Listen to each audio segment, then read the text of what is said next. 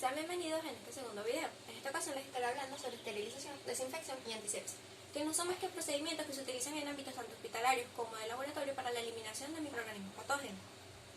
Tenemos que los microorganismos no son más que organismos unicelulares o pluricelulares que poseen características tanto del reino animal como vegetal, y eso se puede clasificar según su número de células y las características de la misma. Tenemos las células eucariotas y las procariotas, las cuales una de las diferencias puede ser la división celular de las mismas. Tenemos factores que influyen en la velocidad de la destrucción de microorganismos. En primera instancia tenemos la concentración del agente, lo cual esto va a variar tanto del microorganismo como del agente en sí. Tenemos que estas mayores concentraciones tienen un menor tiempo de exposición. El tiempo de exposición siempre debe ser relativamente corto para una mejor eficacia. El pH, entre otras características, este delimita el grado de ionización que tenga el agente, es decir, el grado que tenga para afectar al microorganismo. La temperatura. La temperatura en sí es un agente dañino.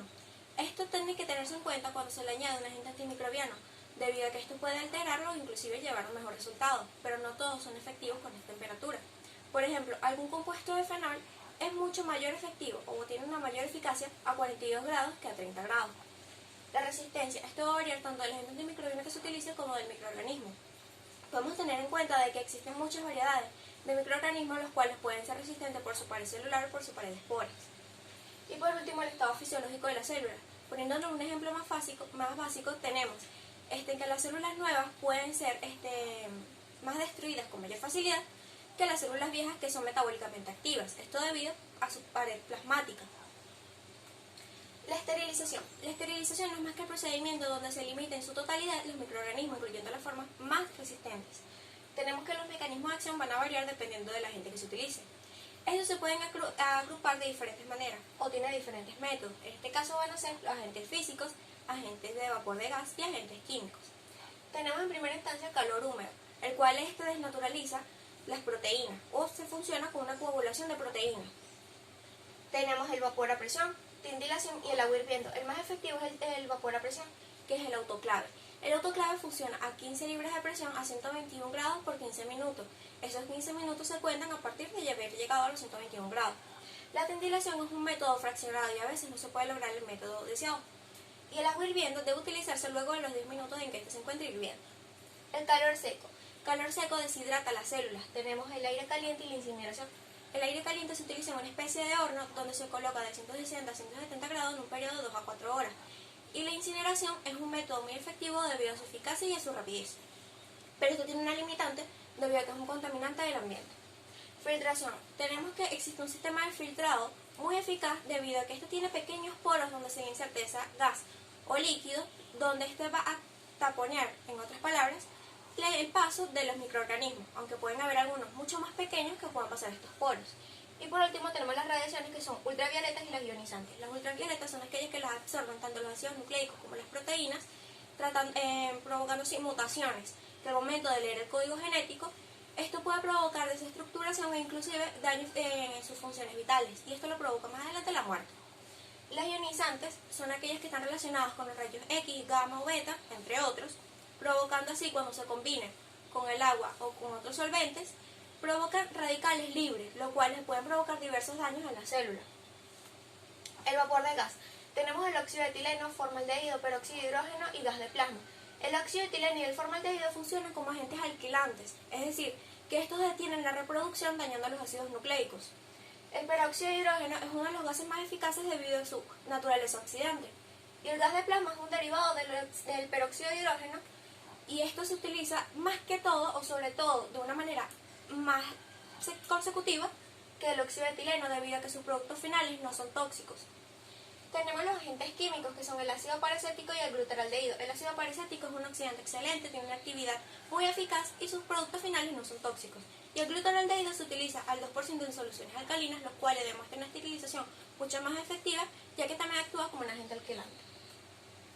Control de procesos de esterilización. Existen diversos controles los cuales se manejan para ver si el resultado está haciendo de una manera efectiva o si tiene algún problema. En este caso tenemos los físicos, químicos y biológicos. En los físicos tenemos medidores de presión y termómetros. Los químicos, cintas adhesivas impregnadas con sustancias químicas, las cuales van a cambiar de color para indicar si está yendo de una manera adecuada o si hay algún error en el proceso. Y tenemos los biológicos, que son preparaciones de esporas, microorganismos altamente resistentes al proceso de esterilización. La desinfección. La desinfección no es más que la inactivación o eliminación de microorganismos, aunque no en sus maneras más resistentes, es decir, las que formadores de esporas, por ejemplo. Estos se utilizan en instrumentos de uso médico, paredes y pisos de las habitaciones de los pacientes. Existen características las cuales delimitan cuándo un desinfectante es el ideal. Tenemos la actividad antimicrobiana, que esta es una de las razones principales por la que debe ser eficaz, ya que ella debe actuar de una manera eficiente al momento de utilizarse. La solubilidad debe ser soluble en agua y en otros solventes. La estabilidad, al momento de ser guardado, esto no debe perder sus propiedades químicas ni su valor en sí. No debe ser tóxico ni para animales ni para personas. La capacidad de penetrar. Esto realmente no es tan importante si solo se quiere un resultado superficial. Corrosivo. No debe ser corrosivo ni para el material que se utiliza ni para la ropa. Capacidad de desodorante. Esto es uno de los puntos muy importantes debido a que no queremos un desinfectante con mal olor. Esto se debe tener en cuenta que a veces un desinfectante debería ser el más eficaz cuando es inoloro, aunque este en otros casos puede ser con un olor agradable. La disponibilidad. Debe estar disponible a grandes cantidades y a un precio accesible. Y por último, debe reaccionar en un tiempo relativamente corto.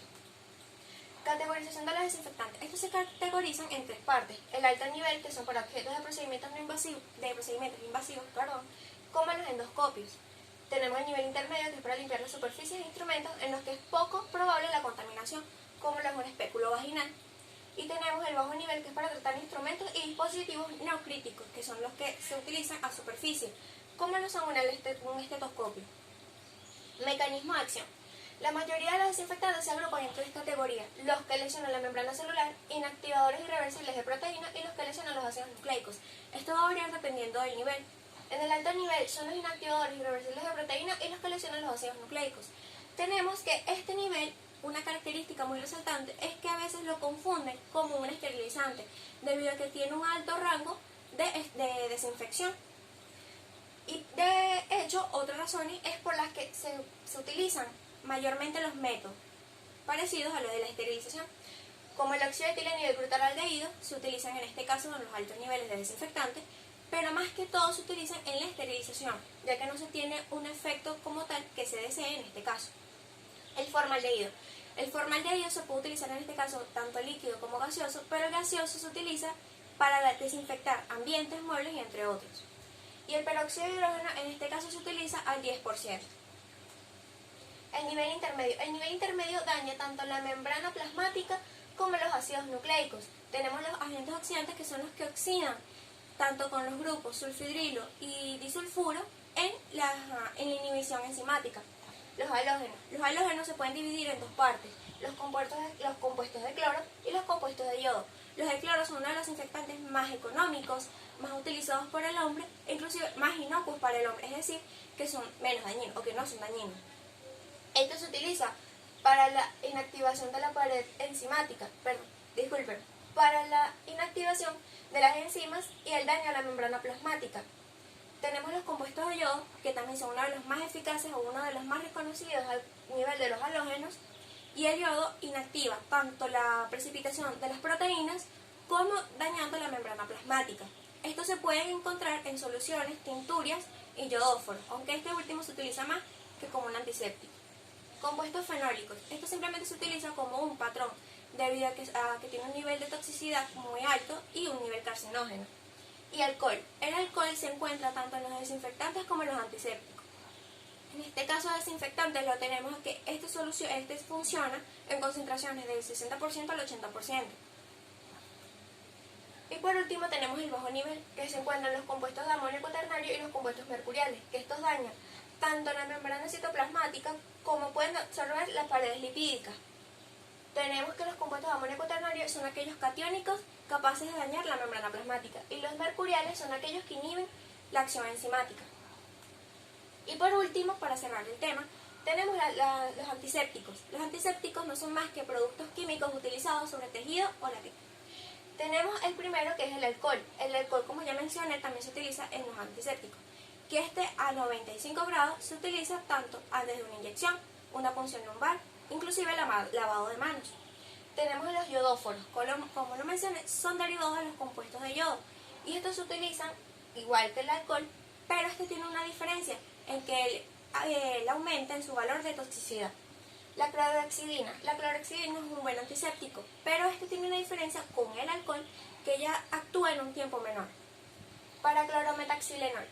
Este funciona simplemente para bacterias gram negativas. Y esto también puede juntarse como un antiséptico para las manos. Y por último tenemos el triclosan. El triclosan se utiliza más que todo para métodos de jabones, ya que tiene un método también muy lento y no tan eficaz. Gracias, esta fue toda la exposición.